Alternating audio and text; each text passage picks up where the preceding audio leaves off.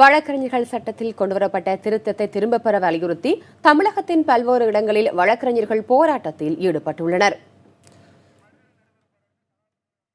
மதுரையில் இது தொடர்பாக போராட்டம் நடைபெற்று வருகிறது. இது தொடர்பான விவரங்களை நமது செய்தியாளர் சகாய பிரதிபாவுடன் கேட்கலாம். பிரதிபா, தற்போது அங்க போராட்ட களத்தில் என்ன சூழல் நிலவுது? வழக்கறிஞர்களுக்கு எதிரான சட்ட திருத்தத்தை திரும்ப பெற வலியுறுத்தி வழக்கறிஞர்கள் தொடர்ச்சியாக பல்வேறு போராட்டங்களை மேற்கொண்டு வருகின்றனர். கடந்த சனிக்கிழமை தமிழ்நாடு புதுச்சேரி வழக்கறிஞர் சங்க கூட்டு நடவடிக்கை குழுவின் செயற்குழு கூட்டம் மதுரையில் நடைபெற்றது. அந்த கூட்டத்தில் எடுக்கப்பட்ட முடிவுகளின் அடிப்படையில் இன்று ஒவ்வொரு மாவட்ட தலைநகர்களிலும் உள்ள மாவட்ட நீதிமன்றங்களில் வழக்கறிஞர்கள் உண்ணாவிரத போராட்டத்தில் ஈடுபட்டு வருகிறார்கள். தொடர்ச்சியாக பல போராட்டங்களில் ஈடுபடவிருப்பதாகவும் குறிப்பிட்டிருக்கிறார்கள். தற்போது தமிழ்நாடு புதுச்சேரி வழக்கறிஞர் சங்க கூட்டு நடவடிக்கை குழுவின் ஒருங்கிணைப்பாளர் திரு முத்து அன்புநாதன் அவர்கள் நம்மோடு இருக்கிறார். அவரிடம் கேட்கலாம். சார் வணக்கம் சார். இப்போ இந்த வழக்கறிஞர்களுக்கு எதிரான சட்ட திருத்தத்தை இவ்வளவு வன்மையாக எதிர்க்கிறதுக்கு என்ன காரணம்?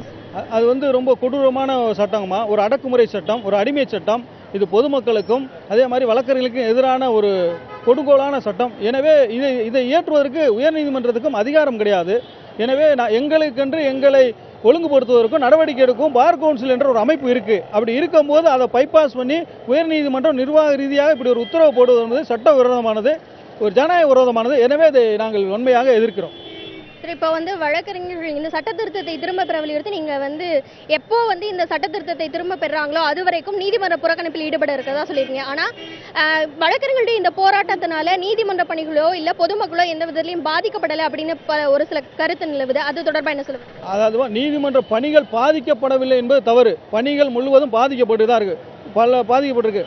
ஆனால் நீதிமன்றத்தை முடக்குவது என்பது எங்கள் நோக்கம் இல்லை. நாங்கள் எங்களுக்கு எஜமானர்கள் வழக்காடிகள் தான். நாங்கள் நீதிமன்றத்தை புறக்கணிச்சிருக்கோம். நாங்கள் நீதிமன்றத்துக்கு போகலை. அதுக்காக நீதிமன்றத்தில் ஜட்ஜை போக விட மாட்டோம், வழக்காடிகளை போக விட மாட்டோம்னு நாங்கள் சொல்ல. நாங்கள் இந்த நீதிமன்றத்துக்கு போகலை. ஏன்னா இந்த சட்டம் எங்களுக்கு எதிரானது. எனவே நாங்கள் புறக்கணிக்கிறோம், அவ்வளோதான். இப்போ தொடர்ச்சியாக என்னென்ன போராட்டங்களை நீங்கள் முன்னெடுக்க இருக்கீங்க சார்? இன்னைக்கு உண்ணாவிரதம், நாளையும் உண்ணாவிரதம், நாளை மறுநாளும் அதற்கு அடுத்த நாளும் மாநிலம் முழுவதும் மறியல் போராட்டங்களாக நடத்தவும்.